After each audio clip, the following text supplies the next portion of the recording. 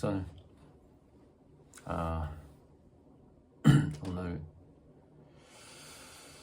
오늘은 또 아침부터 캡스에서 연락이 와서 그 춘포에 가서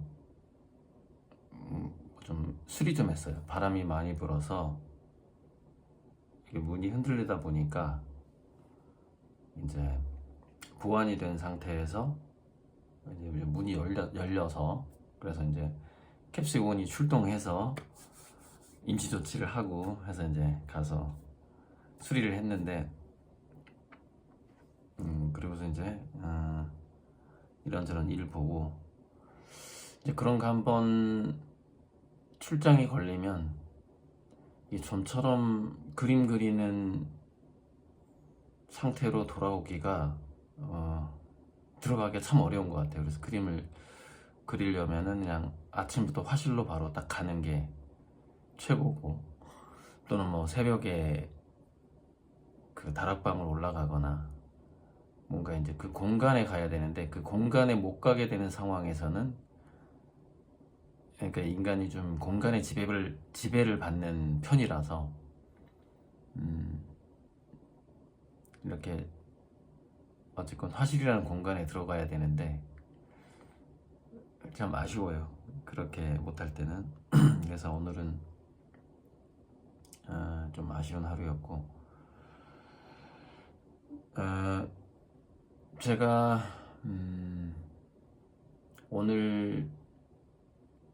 오늘날 또는 제 그림의 탄생, 굉장히 큰 영향을 준 이제 두 권의 책이 있었는데, 그게 지금 불탔는지 아니면 저기 경남 진주 그 제가 쓰던 빈집에 아직 있는지 모르겠어요. 있다면 있을 수도 있어요. 왜냐면 제가 가진 책이 한 3,000권 정도 있었는데 그 중에서 아주 마음에 든 책을 1,000권을 골라서 광명시 그 화실로 가져갔는데 거기서 불이 나서 그 1,000권이 불타고 뭐 이런 일이 있었는데, 그래서 아마 이 책은 아마 어딘가 찾아보면 있을 수도 있어요. 그 시골집에. 그게 이제 오늘의 사상 백인 백권하고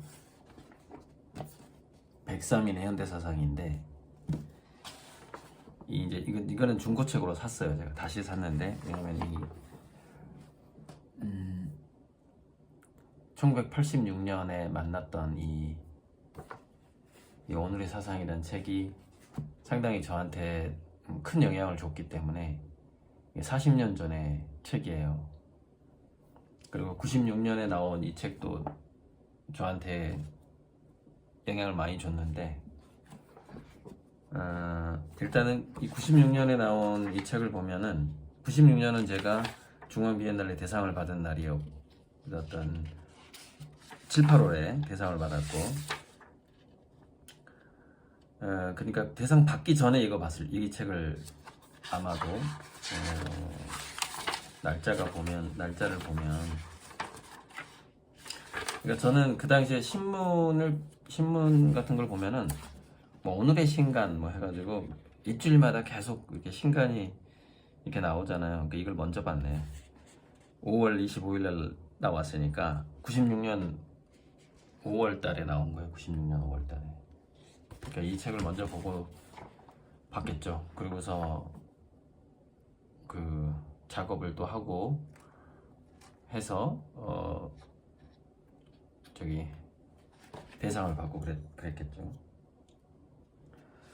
자, 뭐 굉장히 많은 과학자도 나오고 뭐 그래요. 근데 오늘은 딱 4명만, 이 103명 중에서 4명만 얘기하고 싶어요. 그게 뭐냐면은 백남준하고 깊은 연관이 있는 마셜 맥루한하고 백남준이 여기 들어가요. 2명이. 이게 이제 제가 사상가로서의 백남준을 만난 책이 이 책이었어요. 저는 이 책인 줄 알았어요. 이 책인 줄 알았는데 이건 40년 전, 이건 30년 전에 본 책인데 제가 이 책을 착각했던 이유는 뭐냐면 그때 이미 백남주를 제가 알고 있었고 86년이면 그러니까 제가 초등학교 5, 6학년 때 그때 제 삼촌이 미대 지망생이었어요. 그래서 삼촌이 개인적으로 이렇게 동양화를 배우는 스승이 광주에가 있었고 마침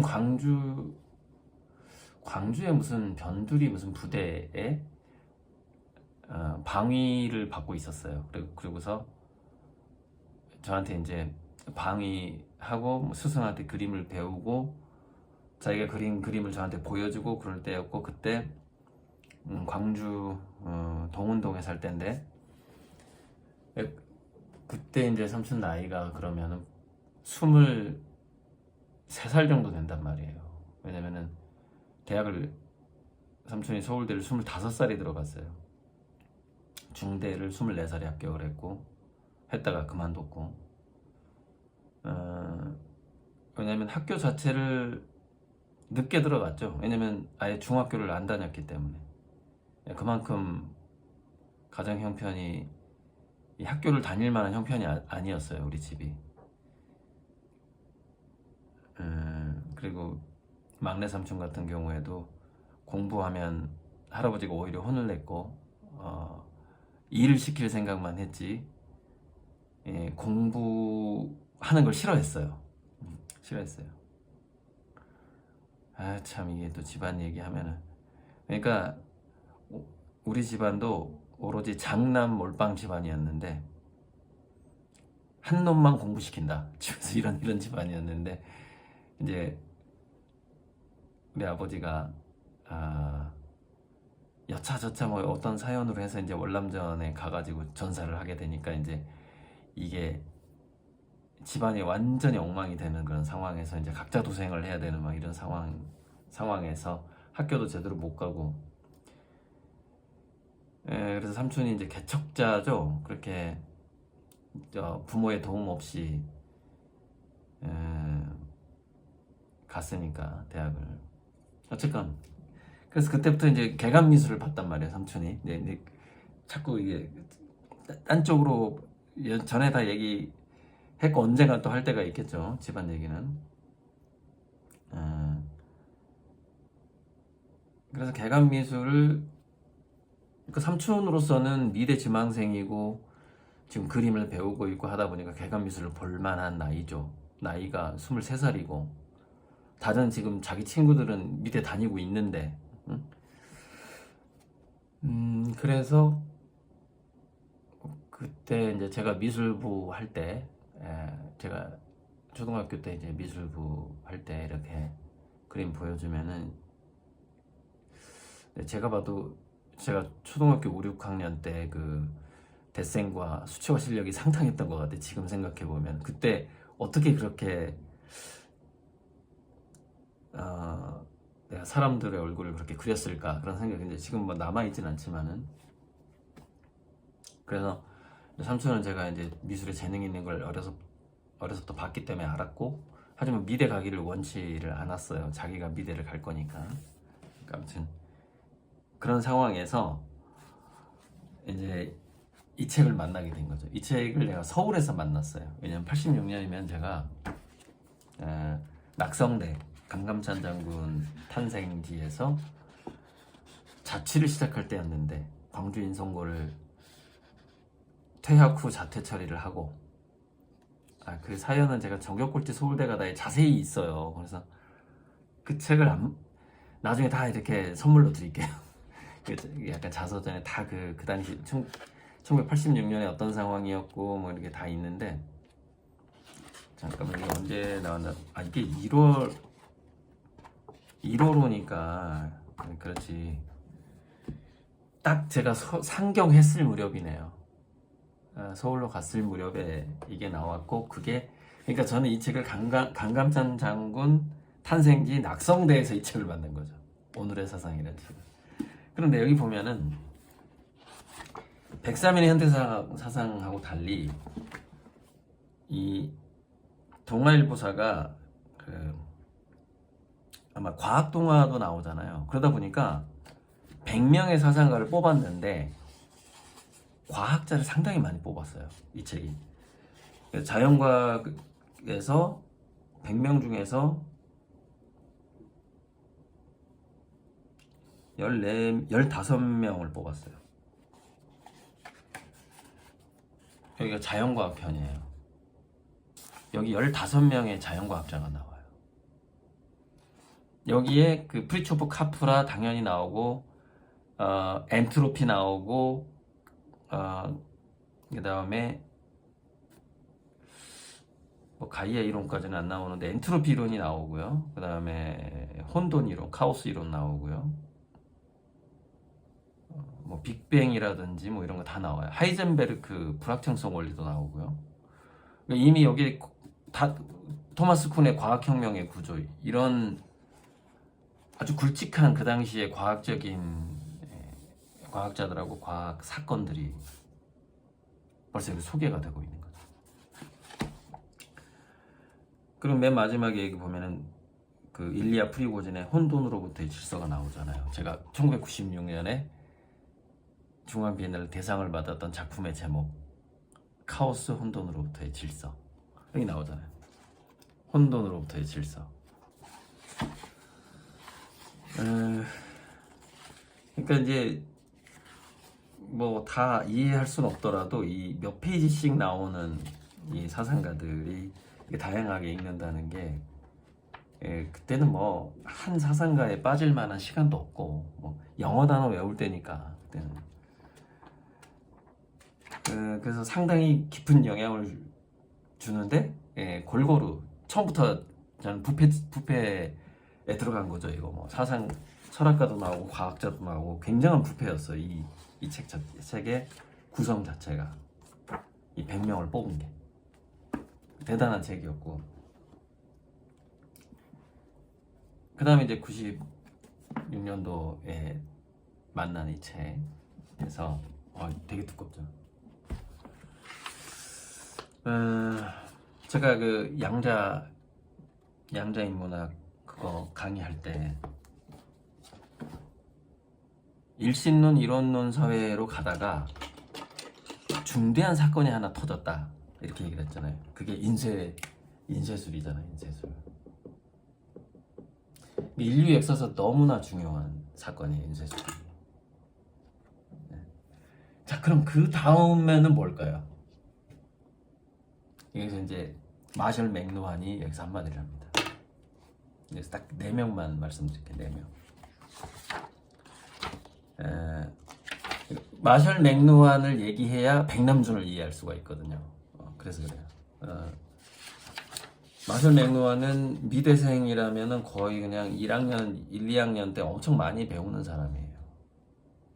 특히 디자인과라든가 이런 데서는 그 미대생이라면 다 배우는, 뭐 글쎄 미대뿐만 아니라 저기 신방과 언론 쪽하고 사회과학 쪽랑 다 배울 것 같은데, 마셜 맥루한 정도는.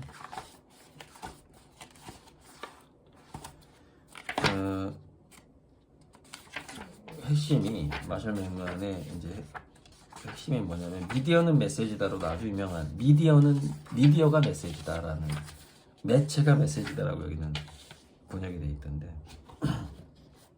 맥루한이 아주 네, 이 말만 너무너무 중요한 핵심적인, 우리 인류사의 핵심적인 말인데, 우리는 도구를 만들고 도구가 우리를 만든다예요. 마치 사람이 책을 만들고 책은 사람을 만든다. 어쩌면 그 얘기가 맥루한의 이 말을 그냥 이렇게 좀 차용해간 명언일 수 있어요. 인간이 도구를 만들고 도구가 인간을 만든다라는 그런 말을 한 사람이죠. 그러면서 우리 지구 전체의 현대 문명의 정치적, 미적 질서를 전복시킨 두 가지의 기술 혁명이 있다, 이렇게 얘기해요. 딱 두 가지를 뽑을 수 있다. 그러면서 딱 두 가지를 얘기합니다. 그게 바로 하나가 인쇄술이고 또 하나가 전자기술이에요. 컴퓨터를 말하는 거죠. 이거죠. 근데 저는 이게 더 훨씬 큰 사건이었다고 생각해요. 인쇄술이. 그리고 드디어 바야흐로 인간 사회, 인류 사회에 이 인쇄술이나 컴퓨터보다 더 중요한 순간이 다가오고 있으니 그것이 바로 양자 컴퓨터라는 겁니다.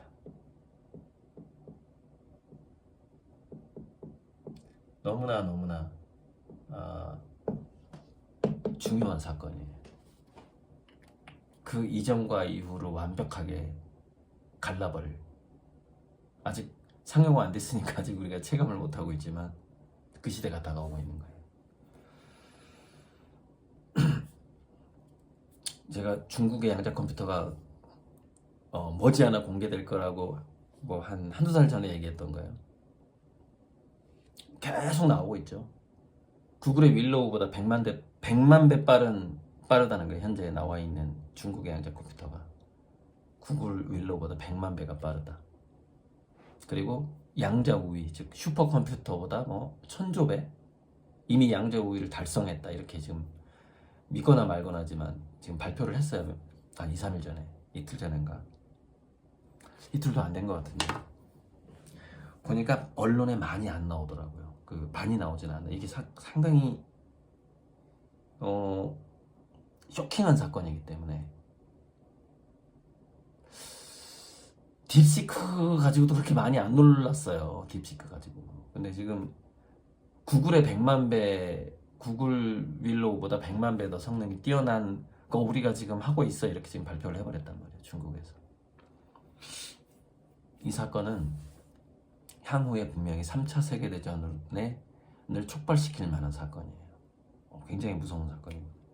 자, 넘어가고.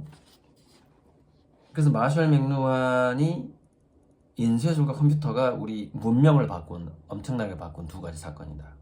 이렇게 분석을 했는데 저는 이제 세 가지로 봐야 되겠죠. 인쇄술, 컴퓨터. 근데 컴퓨터와 양자 컴퓨터 너무 확연히 차이가 나긴 하지만 이렇게 봐야 돼요. 양자 컴퓨터는 양자 컴퓨터로 보면 안 되고 저는 이렇게 생각합니다. 이게 바로 AGI라고 생각하는 거예요. 그래서 어쩌면 전 이게 남는다고 봐요. 인류 문명을 크게 바꾼 첫 번째가 인쇄술이라면 영원히 그 이전과 이후를 바꿔버릴 만큼의 쇼킹한 것이 일반지능이다, AGI다 이렇게 보거든요. 그래서 이제 마셜 맥루한의 별명이 1990년 이후에 이제 미디어 매체가 엄청 발달하다 보니까 맥루한이 1964년에 썼던 미디어의 이해라는 책이 거의 예언서처럼 떠받들어져요. 찬양을 받아요. 그러니까 전자매체가 발달하면 이럴 것이다 얘기들이 다 맞아 들어가니까. 그래서 여기 196페이지에 보면 아주 재밌는 얘기가 나와요.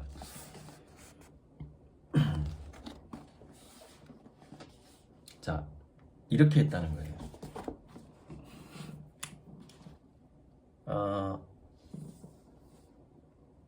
인쇄매체 후에 근대 국가가 시작됐다는 거예요. 인쇄매체 때문에 근대 국가가 시작했다. 그리고 이 사람은 이제 전자매체라고 부르는데, 전자매체인데 요게 나와서 그러면 이 근대 국가를 어떻게 바꿀 것이냐, 이렇게 인류 사회를 다시 새로운 부족화를 만들 것이다, 이렇게 예언을 한 거예요. 이건 거의 예언이에요. 그 당시 지금 SNS가 있어가지고 전 세계인들이 덕연의 시대가 됐잖아요. 제가 말했던 덕연의 시대. 새로운 어떤 지역적인 동호회가 아니라 각자의 취향대로 뭉치는 전 세계인들이 이렇게, 그래서 그 재부족화라고 맥루안이 표현해요. 지구촌이 부족이 만들어지는데 이게 오프라인 부족이 아니라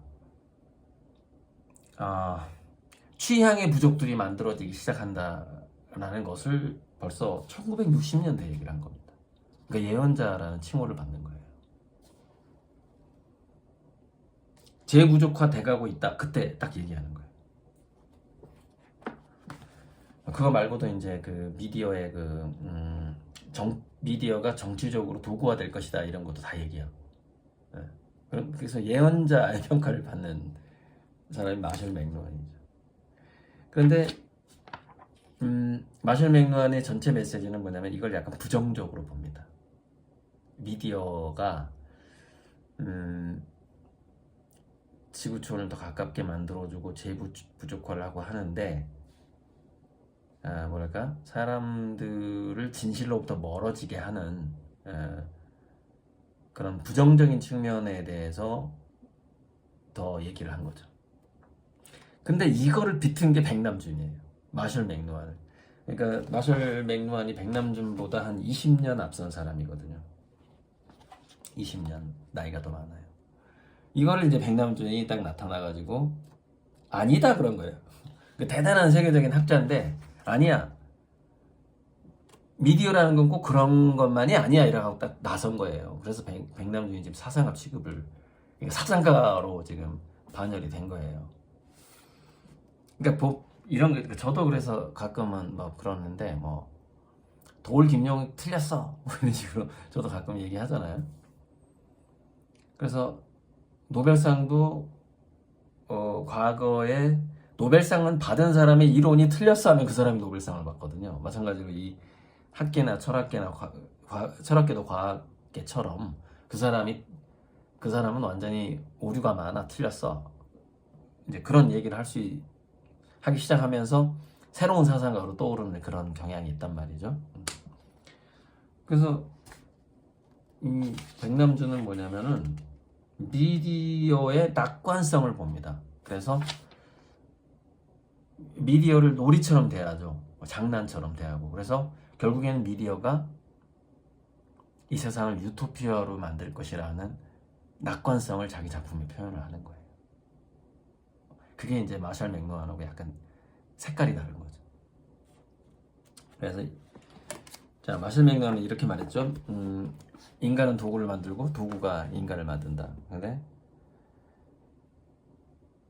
이게 백남준의 여기 대표적인 명언. 나는 기술을 더 적절히 증오하기 위해서 기술을 사용한다.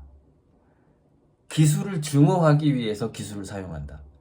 이게 상당히 낙관적인 건데, 낙관적인 발언인데, 우리가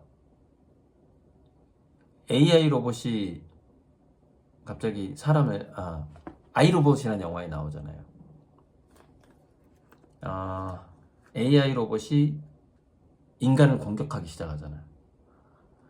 그러니까 그 공격을 막는 것도 AI 로봇이야. 그러니까 그 로봇의 반란을 로봇의 도움으로 진압을 하게 되죠. 그리고 그 중에 한 명은 사이보그, 로봇팔을 가진 형사가 끼어들죠. 그러면서 다시 평화를 되찾게 되거든요. 이런 말인 거죠, 백남준은.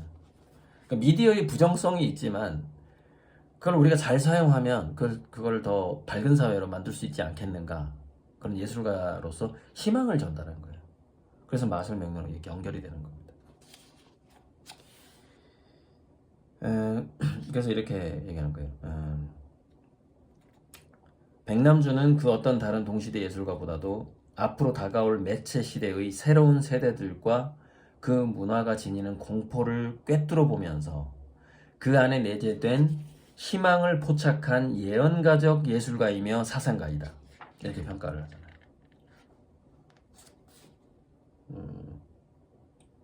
그래서 매체를 새롭게 조작하고 참여함으로써 새로운 가능성을 드러낸다고 본다. 그래서 백남준에 대한 평가가요, 유튜브를 예언한 사람이다 이렇게 봐요. 유튜브를 예측한 사람이다. 유튜브 시대가 온다. 자기만의 TV, 너튜브 유튜브를 이미 그 시대가 올 거를 알고 있었다, 백남준은. 이렇게 예측을 하죠. 유튜브 예언가라는 별명이 있어요. 이렇게 연결이 되는 겁니다. 그러니까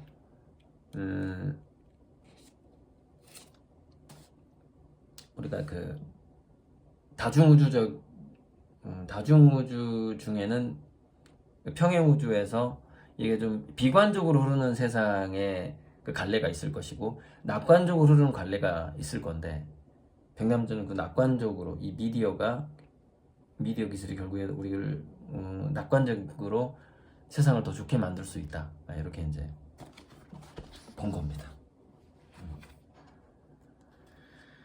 근데 뭐 여기는 뭐 단순한 낙관주의나 아니다 뭐 여러 가지 얘기가 있는데, 아무튼 이 정도만 하겠습니다. 자, 그리고 이 책에서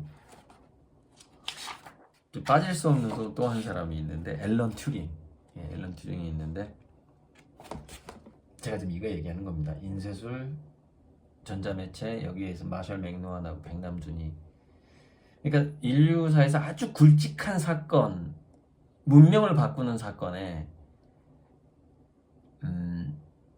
이렇게 결부된, 마셜 맥루한 꼭 철학자라고 해야 되나? 아무튼 그 두 사람이에요. 철학자라고 보긴 좀 철학자 안 보더라고. 체계적인 사상은 없었다 이렇게 얘기하거든요. 마셜 맥루한도 그렇고 백남준도 그렇고. 그렇지만 이 세상에 뭔가를 던진 사상가로 볼 수는 있는 거죠. 철학자는 아니지만 사상가로 볼 수 있는 거죠. 중요해요. 그래서 중요한데, 인쇄술에 대해서는 뭐 이제 뭐 이런 철학자들이 나온 것 자체가, 인쇄술이 없었으면 안 나오니까, 어차피 이 사람들이 존재하질 않으니까. 자, 이 다음에 문제가 이제 에이지야 이란 말이에요. 앨런 튜링이 이 시대의 사상가인 건 뭐냐면은, 기계가 사람처럼 사고할 수 있다라는 생각을 처음 한 사람일 거야, 아마. 그러니까 인공지능의 개념을 처음 만든 사람이죠. 그러니까 대단한 사상가죠, 우리 시대에. 그래서 기계가 사람이 생각할 때 하는 그런 방법들과 구별이 불가능하다면 그 기계도 사람처럼 생각하는 것으로 볼 수 있다. 자, 그래서 그걸 체크하려면은 거기서 나온 게 튜링 테스트고, 기계하고 사람이 대화해서 사람이 30% 이상이 나는 사람이랑 대화했다라는 느낌을 받는다면 그것은 이미 생각하는 기계라고 볼 수 있다. 이제 그게 튜링 테스트인데, 이제 제가 얼마 전에 얘기했다시피 튜링 테스트는 90% 이상이 되어야 할 것 같다. 좀 커트라인을 올려야 된다. 이제 튜링 테스트를, 이제 그런 얘기 이제 얼마 전에 했는데, 올려야 될 것 같고, 이제 90% 이상 올렸을 때에는 거의 AGI급이 될 것이고, 인간과 단순한 친구가 되는 수준을 넘어서는, 정말 인간의 영혼과 대화할 정도의 수준이 되는 그런 때가 올 텐데, 그게 바로 양자 컴퓨터가 AI랑 연결되면 이제 그런 때가 와버리는 거죠. 진정한 데우스 엑스 마키나, 즉 기계의 영혼이 깃드는 시대가 와버리는 거예요. 데우스 엑스 마키나. 기계로부터 나오는 영혼이에요. 기계로부터 나오는 신. 시대가 오고, 그 개념을 처음 얘기한 사람이 앨런 튜링이기 때문에 이 시대에 정말 대단한 중요한 인물인 거죠. 그리고 이제 아무튼 저는 이 103인 중에서 맥루한, 백남준, 앨런 튜링을 뽑아요. 정말 우리가 꼭 알아야 된다면, 이 103명 중에서 3명만 알아야 된다면, 지금 이 시점에, 이 양자 컴퓨터가 나오는 이 시점에 마셜 맥루한, 백남준의 낙관성, 앨런 튜링의 AGI에 대한 예고, 이거를 좀 꼽고 싶은데, 피카소 맛배기로 피카소 맛배기. 자, 피카소가 여기에 또 사상가로 들어가 있습니다. 피카소의 사상은 별거 아니에요. 그냥 입체주의를 완성했다. 입체파를 완성했다. 그래서 회화적 공간에서 다중 시점을 제시했다 이거예요. 그거 하나로 그냥 사상가가 된 건데, 이제 저도 눈동자의 우주를 그림으로써 사상가가 될 수 있는 이제 그런 돼 갈 거예요 앞으로. 앞으로 제가 이제 양자인문학, 양자철학을 쭉 정리해 나갈 거고, 또 제 이야기들을 책으로도 저는 써낼 수 있고, 또 인공지능이 정리를 해줄 거고. 그래서 피카소에 대한 딱 한 줄,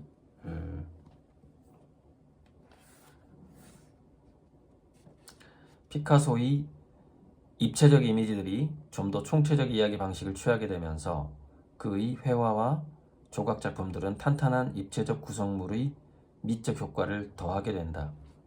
그러니까 게르니카 이런 이후로 쭉 입체파의 어떤 정점에 이르게 되는 거죠, 피카소가.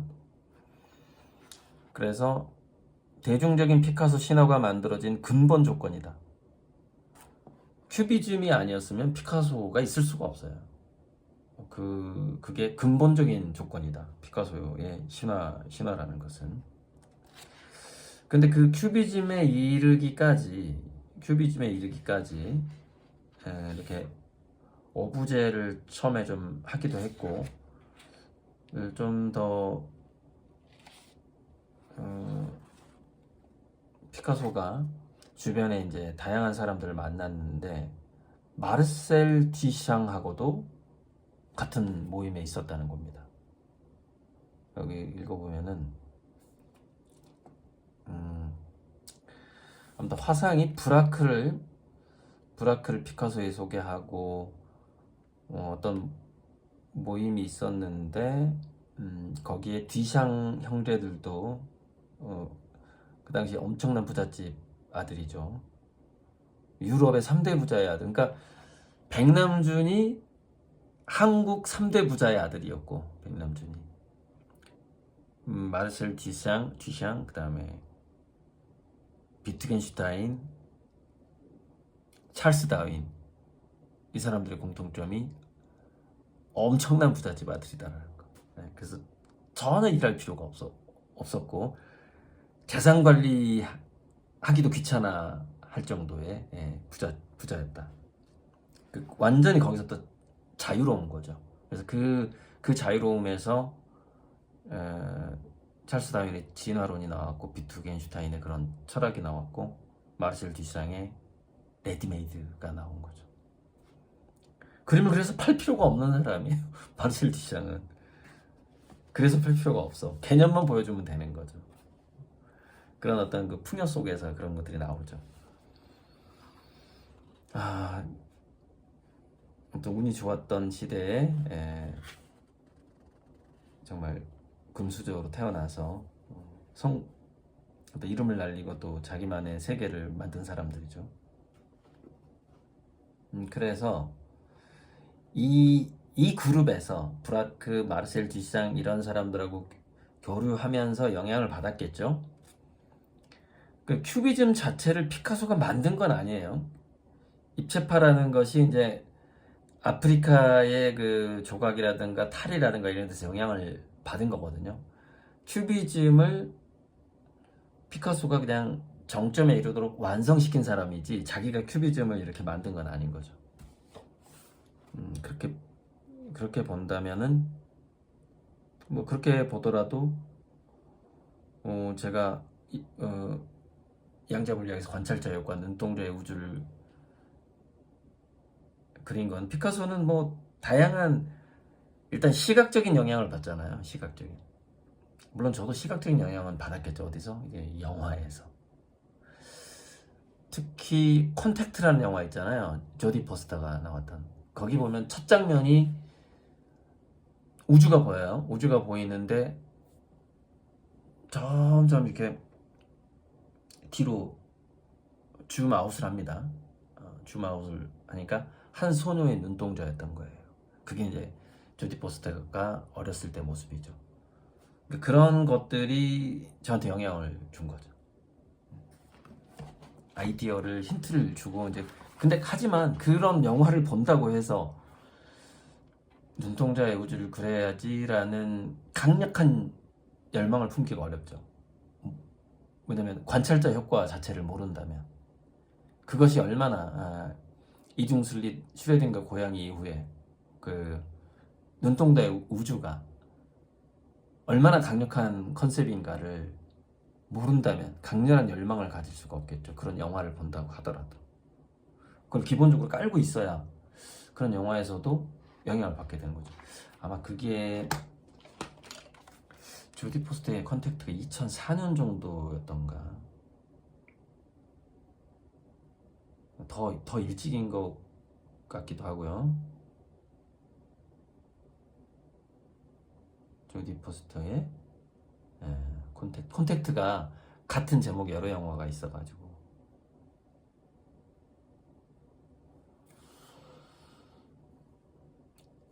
빠르 1997년이구나. 이거 굉장히 일찍 나왔네. 그러니까 이 책이 96년에 나오고 조디 포스터의 콘택트가 1997년에 나오네요. 그러니까 제가 97년에 이런 걸 보고 한참 있다가 10년 후에나 눈동자의 우주가 그 컨셉이 확실하게 잡히니까 어쨌건 영향도 있었을 겁니다. 조디 포스터 이 콘택트의 영향이 있었고 이 콘택트 보면서 정말 제가 많이 울었거든요. 왜냐면 조디 포스터가 돌아가신 아버지를 만나요. 콘택트에서.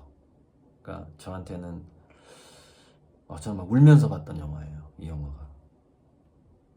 우주로 갔는데 아버지를 만나고 왔는데 증거는 남아있지 않고 뭐 그런 좀 막판에 정말 좀 허무하게 끝나긴 하는데 재밌었던 것 같아요. 자, 포스터가 이렇게 생긴 콘택트. 자, 어쨌건 오늘 저의 그림이 탄생하기까지 이 1986년에 이런 책들, 그래서 동화에서 자연과학자들 많이 다룸으로써 이제 제가 좀 더 과학책을 더 많이 읽게 만든 저런 특별 부록이 있었고, 동화출판사 감사합니다. 이런 게 있었고, 그리고 또 이거는 제가 찾아서 본 거죠. 그 이후에는 이거는 우연히 제가 만나게 된 거고, 그 삼촌이랑 같이 자취를 하면서 만나게 된 거고, 이거는 제가 찾아서 본 거고, 그 이후에 2004년, 2005년 경우에도 102명의 철학자였나 뭐 아무튼 뭔가 사상가들 여러 명 모아놓은 책이 있으면 제가 좀 이렇게 압축해서 보는 걸 좋아하다 보니까 버라이어티하게 이렇게 뷔페 같은 거 좋아하거든요. 그러다 보니까 또 본 책이 있어요. 지금 제목이 정확히 생각이 안 나서 지금 못 찾고 있는데 또 막 철학자 모아놓은 책이 있긴 있었어요. 그래서 이렇게 뷔페처럼 사상가나 철학자 또는 과학자를 모아놓은 책들은 정말 이렇게 압축해서 뭔가 포만감을 주는 그런 아주 짧은 시간에 좋은 책인 것 같아요. 자, AGI 인쇄술이 현대 문명을 만들고 AGI가 나온 다음에는 뭐 어떤 시대가 될 것이냐, 뭐 제가 계속 유튜브에서 얘기하고 있는 것들이니까 또 너무 길어지니까 다음에 이제 이 AGI의 전후의 문명에 대해서 제가 앞으로 좀 더 이제 말을 더 많이 얘기를 하게 되겠죠. 그리고 인쇄술 전후의 문명이 바뀌고 그 다음에 컴퓨터가 나오고 나서 컴퓨터나 휴대폰이 나오고 나서 또 전후가 좀 바뀌는데 그건 좀 약하고 AGI가 나온 이후에는 굉장히 선봉 홍제 유토피아 시대로 갈 겁니다. 네.